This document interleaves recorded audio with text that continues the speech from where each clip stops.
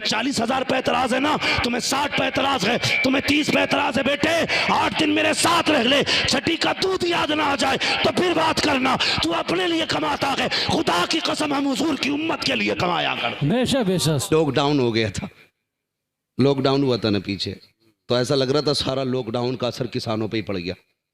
عشر نہ دیا انہوں نے، کہہ رہے لاک ڈاؤن ہے، کسی کا 3 کوئنٹل کی جگہ 2.5 کوئنٹل نکلا لاک ڈاؤن کی وجہ سے، بیگے میں فری تھے، ایسی کھیتی کی، میں سچ بتا رہا ہوں میرے یہاں تو اس سے بہتر گنا کبھی ہوا ہی نہیں جتنا لاک ڈاؤن میں ہوا تھا جی، کیوں ٹھلوے تھے اسے ہی نلا رہے تھے، پہلے گنا اتنا ہوتا تھا پھر اتنا موٹا ہو تھا جی، کہہ رہا لاک ڈاؤن رہ گیا، اس لیے مولانا آپ کے نام ایسا ہی ہے کچھ، یہ حالات ہے ہماری قوم کے۔ بھائی رازق رزاق کون ہے؟ بولیں، کیوں نہیں بول رہے؟ پتہ نہیں ہے رزاق کون ہے؟ روزی کون دیتا ہے؟ اللہ۔ جھوٹ نہ بولیو، اگر جھوٹ بولو گے وہ جبڑوں میں سے نکالنا جانتا ہے۔ بے شک۔ ہاں، کہہ رہے لو جی مولویوں نے ہمارا کیا بگاڑ لیا، جتنی زکوٰۃ نہیں دیتے اتنی بڑھیا فصل ہو رہی ہے، یہی تو کہتے تھے۔ ارے عشر نہ دے رہے، اچھی فصل ہوئی ہے، جو دیتے نا مسجد مدرسوں میں ان کی تو فصل ہی ماری گئی۔ یہ حالات ہماری قوم کے۔ لاک ڈاؤن میں کہا فصل کو نقصان ہے، اور لوگ حقارت سے دیکھتے ہیں۔ کئی لوگوں نے اس بات کا ذکر کیا کہ فلاں مولانا کو دیکھا نا تو وہ رستہ کاٹ کے چلا گیا، کہیں کچھ لے نہ لے مجھ سے۔ گارنٹی کے ساتھ کہتا ہوں، اتنا بڑا مجمع ہے، جاؤ پورا علاقہ اکٹھا کر لو، تم تو کچھ بھی نہیں ہو، اکٹھا کر لو، ایک بندہ کوئی بتا دے کسی نے قاری عبد الجبار کو اپنے بچوں کے لیے بھیک مانگتے دیکھا ہو۔ صحیح بات۔ علامہ اخلاق صاحب کو کسی نے 20 روپے کا سوال کرتے دیکھا ہو، یہ کہہ کے آج میرے گھر میں چائے کی پتی نہیں ہے۔ یہ اتنی خوددار قوم ہے، یہ مر تو سکتی ہے لیکن اپنے لیے بھیک نہیں مانگ سکتی، بے شک، حق بات۔ نہیں مانگ سکتی بھیک۔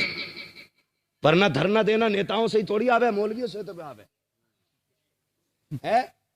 اگر سارے ایک بار میٹنگ کر لینا کہ نماز نہیں پڑھانی ہے جب تک 25,000 تنخواہ نہیں ہو جائے گی، ہے ایک دم مت کا حضرت، لوگ اتنی آزاد ہے، کہہ دے گی امام نہیں ہم بھی گھر سو رہے، اللہ سے کہہ دیں گے وہ پڑھانی نہیں آئے تو ہم پڑھتے کہاں سے؟ ہاں یہ نہیں، لیکن کبھی کوئی ناراض نہیں ہوا۔ تم 5,000 دیتے رہے، بڑا ظلم کیا لوگوں نے، بڑا ظلم کیا ہے۔ لاک ڈاؤن ہوا، جن کی تنخواہیں 8,000 تھی اماموں کی، نہ ان کی 5 کر دی، کہہ رہے 5 میں کرنی امامت تو نکلو۔ اور مولانا سے بھی گزارش ہے بھائی مہربانی کریں، تم بھی نہ بالکل وہ کام مت کیا کرو جیسے رانے گھر ڈھونڈتی رہتی ہیں نا، یہ مسئلہ نہیں ہونا چاہیے۔ ابھی امام ظہر میں اثر میں جائے گا، ظہر میں پہلے آ کے دوسرا امام بیٹھ جاتا ہے۔ تمہیں 40,000 پہ اعتراض ہے نا، تمہیں 60 پہ اعتراض ہے، تمہیں 30 پہ اعتراض ہے، بیٹے 8 دن میرے ساتھ رہ لے، چھٹی کا دودھ یاد نہ آ جائے تو پھر بات کرنا۔ تو اپنے لیے کماتا ہے، خدا کی قسم ہم حضور کی امت کے لیے کمایا کر۔ بے شک بے شک، سبحان اللہ سبحان اللہ، بے شک، حق بات ہے۔ نہیں بولتے ہم اسٹیج پہ ان باتوں۔ یا رسول اللہ، زندہ باد زندہ باد زندہ باد، بہت اچھے۔ تو گھر میں لیٹانا، پوچھ علامہ اخلاق کے گھر سے کتنے چولہے جلتے ہیں، ہم جانتے ہیں۔ تمہیں تو کچھ بھی نہیں پتا، تمہیں نذرانے دکھائی دیتے ہیں، غریب کی ہچکیاں دکھائی نہیں دیتی۔ ہم نہیں چاہتے تھے ان باتوں کو منظر عام پہ لائیں، لیکن نہ تم صدمے ہمیں دیتے، نہ ہم فریاد یوں کرتے، نہ کھلتے راز سر بستہ، نہ یوں رسوائیاں ہوتا۔ ذرا ہوش کرنا، آنکھیں پھوڑی جائیں گی۔ اتنی دیر اپنے اوپر آنکھیں لگا، تو کیا کر رہا ہے؟ میری بات سمجھ گئے جو میں کہنا چاہ رہا تھا آپ سے؟ تو بڑی وہ رہتی ہے بھوں۔ ایک نے تو بھائی اس پہ کون سا کیس لگوایا تھا، ابھی سوشل میڈیا پہ تھا، آتنکوادی گھوشت کرا دیا بھائی، صرف اتنی سی بات پہ کہ اس کے گھر فاتحہ پڑھنے امام نہ گیا۔ اللہ، میڈیا کو بلانے کے بعد کہا یہ آتنکوادی ہے امام ہمارا، لیکن قانون اندھا نہیں ہے، کچھ تو کسی نہ کسی کو کہیں نہ کہیں دکھتا ہے۔ وہ تو بچ گیا، اسے حضور نے بچایا، لیکن مرے گا تو تجھے کون بچائے گا؟ اتنا گھمنڈ دولت پہ امام فاتح میں نہیں آیا تو آتنکوادی گھوشت کرا دیا اسے۔ بھائی بدلو اپنے آپ کو، اللہ رسول کے ہو جاؤ، موت سب کو آنی ہے، غریب کو بھی آنی ہے، امیر کو بھی آنی ہے۔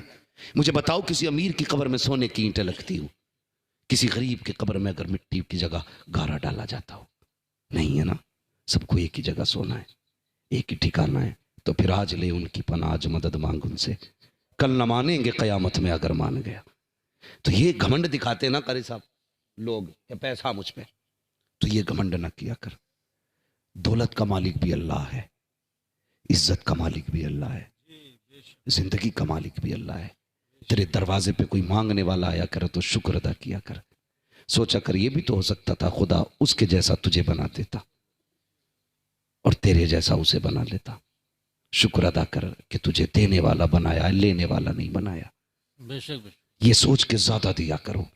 اور رہ گئی مدارس کی بات، تو جب تمہارا نام آئے نا تو خوش ہوا کرو، حضور نے میرا انتخاب کیا ہے، بے شک، سبحان اللہ سبحان اللہ۔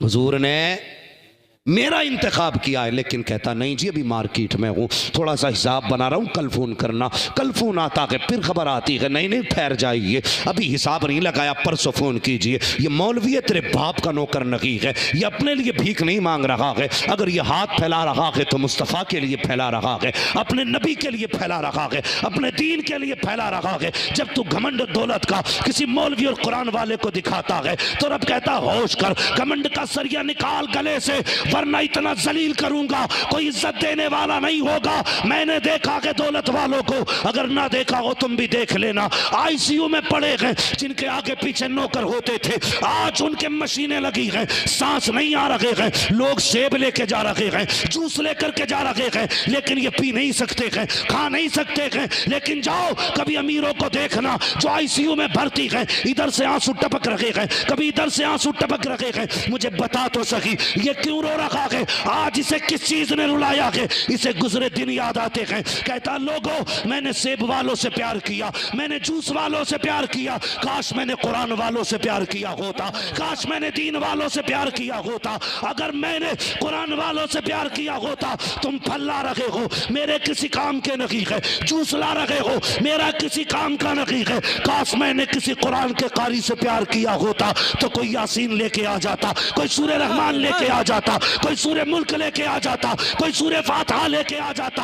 او لوگوں آج مجھے جوس کی ضرورت نہیں ہے، پھلوں کی ضرورت نہیں ہے، میں مر رہا ہوں، میری سانسیں اٹکی ہوئی ہیں، ہو سکے تو کوئی قرآن پڑھ کے سنا دو، کوئی قرآن کی سورت سنا دو۔ او خدا کی قسم اگر عزت سے مرنا چاہتے ہو تو قرآن سے بھی پیار کیا کرو، قرآن والوں سے بھی پیار کیا کرو۔ جب روح نکلتی ہے تو پہلے ٹرکنوں میں اٹکائی جاتی ہے، پھر گھٹنوں میں لا کے روکی جاتی ہے، پھر کمر میں لا کے روکی جاتی ہے، پھر سینے میں اٹکائی جاتی ہے، پھر گلے میں پھانسی جاتی ہے۔ او یار اگر چاہتے ہو اس تکلیف سے نہ گزرو تو قرآن والوں سے پیار کرو۔ ادھر یہ قرآن پڑھیں گے، اللہ تجھے عزت کی موت بھی دے گا، تجھے جنت بھی عطا فرمائے۔ نعرہ تکبیر، نعرہ رسالت، علماء اہل سنت، عظمت قرآن، عظمت قرآن، مفتی حماد صاحب قبلہ، نعرہ تکبیر، نعرہ رسالت۔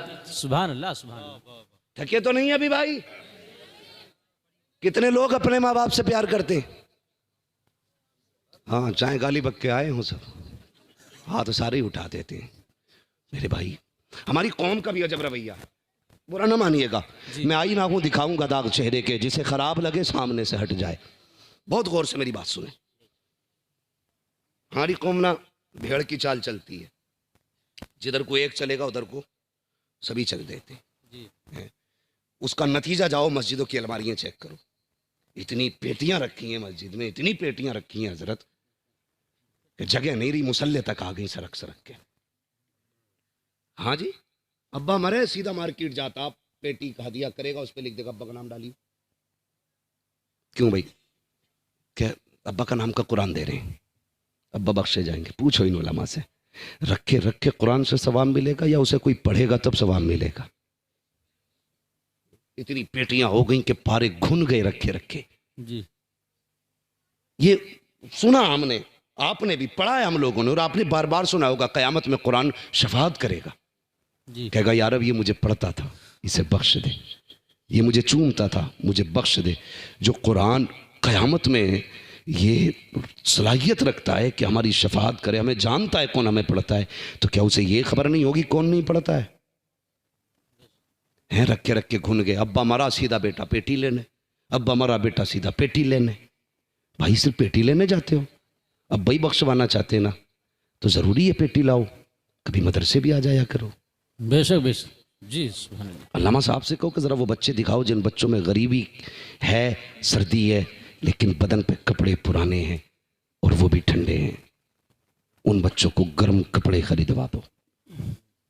گرمی آنے والی ہے, ابھی سردی ہے. اگر ابا تازہ تازہ مرا ہے نا تو پھر یہ کرنا کہ مدرسے آنا, کہنا ایک گیزر میرے باپ کی طرف سے, سبحان اللہ. ہے نا. گرمی میں باپ مر جائے تو کہنا ایک فریج میرے باپ کی طرف سے. پیٹیاں لاتے ہو نا, بے شک. پیٹیاں لاتے ہو. اور بھائی اگر باپ کا انتقال ہو جانا آ مدرسے میں کہ وہ کون سا کمرہ ہے جس میں بیٹھ کے قرآن والے پڑھتے ہیں تو پسینہ ٹپکتا ہے.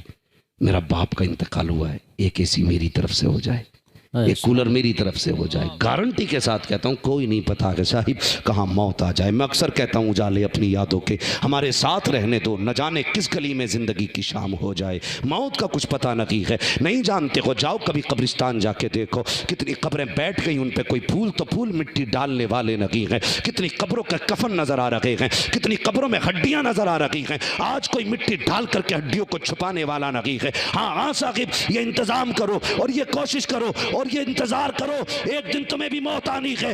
اس موت کے لیے تیار ہو جاؤ. گارنٹی نہیں ہے تمہارے مرنے کے بعد کوئی تمہارے لیے اصالے ثواب کرے. اتنا اپنے ہاتھ سے کر جاؤ. مدرسے میں پنکھا لگوا دو, مدرسے میں کولر لگوا دو, مدرسے میں فریج لگوا دو. دعوے کے ساتھ کہتا ہوں, کوئی دعا کرے نہ کرے, کوئی ہاتھ اٹھائے نہ اٹھائے, ادھر بیٹھ کر کے پنکھے کے نیچے قرآن کا قاری قرآن پڑھے گا, ادھر پنکھا گھومے گا, ٹھنڈی ہوا حافظ کے بدن کو لگے گی. خدا تیرے باپ کی قبر کو اپنی رحمت کی ہواؤں سے ٹھنڈا فرما دے. سبحان اللہ سبحان اللہ. زندہ باد زندہ باد. ایسے قبریں ٹھنڈی بے ہوتی شک. ہیں, بہت خوب, بہت اچھا. ایسے قبریں ٹھنڈی ہوتی ہیں. یہ آپ کا ادارہ, سب کو باپ سے پیار ہے, تو میری آج گزارش ہے, سب نے ہاتھ اٹھائے ماں باپ سے, رشتہ داروں سے. ہمارے ایک بھائی 100 روپے دے کے گئے ادارے کے لیے, مجھے معلوم ہے. پریشان نہ ہوا کرو, میں دیکھوں نہ دیکھوں حضور دیکھ رہے ہیں. ہاں تھوڑا سا سنیں میری بات. یہ ادارہ ہے ہمارا, اس ادارے کے بڑے خرچے, قربانیاں ہیں. قسم خدا کی اگر ایک حافظ کے بدلے میں پوری دنیا کی دولت تول کے دے دو نا, تب بھی اس نعمت کا بدلہ نہیں ہو سکتا جو آج تمہارا بیٹا اپنے سینے میں لے کے نکل رہا ہے.